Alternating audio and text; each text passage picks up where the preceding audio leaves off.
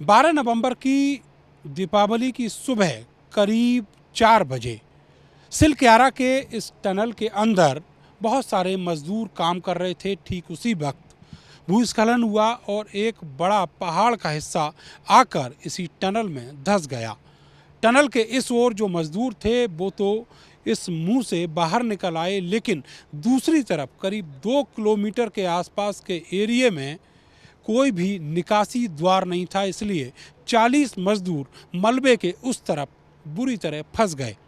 यहाँ हड़कंप मच गया। ऑफिशियल जब यहाँ पर पहुँचे तो जो एंट्री रजिस्टर है उसके आधार पर ये पता चला कि 40 मजदूर इस हादसे में अंदर फंस गए हैं।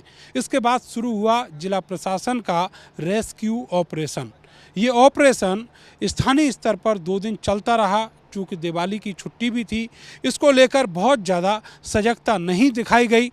उम्मीद थी कि छोटे से रेस्क्यू से ही काम बन जाएगा और सभी मजदूर बाहर आ जाएंगे, लेकिन ऐसा नहीं हो सका। इसके बाद बड़े पैमाने पर जो रेस्क्यू ऑपरेशन था वो बड़ी मशीनों से शुरू किया गया। 2 दिन तक उन मशीनों ने भी काम किया, लेकिन थोड़ी दूर तक काम करने के बाद वो मशीनें भी दगा दी गई। इसके बाद दिल्ली से अमेरिकन ऑगर मशीन बुलाई गई 16 नवंबर को। 16 नवंबर की सुबह यहाँ पर जो एयरलिफ्ट की हुई मशीन के पार्ट्स थे आए, इंजस्ट हुए और उसके बाद में मशीन ने काम करना शुरू किया सुबह 11 बजे से। तब से लेकर अब तक करीब 30 घंटे का वक्त हो चुका है और जो रेस्क्यू है वो लगातार जारी है।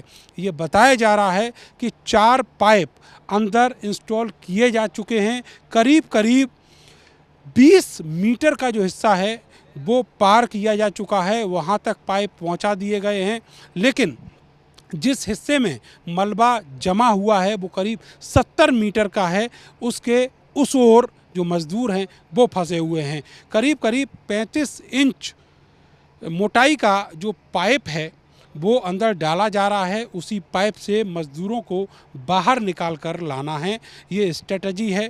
ये कहा जा रहा है विशेषज्ञों के द्वारा कि बहुत ज़्यादा हैवी मशीनों से यहाँ काम नहीं किया जा सकता। उसकी वजह ये है कि जहाँ पर स्पॉट है वो इस टनल के ओपनिंग डोर से करीब 200 मीटर अंदर है। उसके बाद ये रेस्क्यू ऑपरेशन चलाया जा रहा है। बहुत सारे ऑर्गेनाइजेशन लगे हुए हैं, एक्सपर्ट लगे हैं, जो फॉनरस उनकी भी मदद ली जा रही है। लेकिन सवाल ये है कि जो मज़दूर अंदर फंसे हुए हैं ये कब तक निकलेंगे। अलग अलग राज्यों के जो मज़दूर हैं उनके परिजन पिछले 4-5 दिनों से यहाँ डेरा डाले हुए हैं।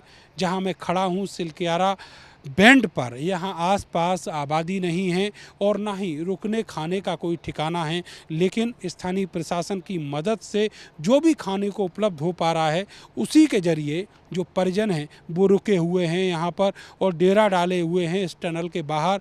उम्मीद यही है कि जो उम्मीदों का पाइप है वो अंदर जाएगा और 40 मजदूर निकल कर बाहर आएंगे, लेकिन कब तक ये किसी को नहीं पता।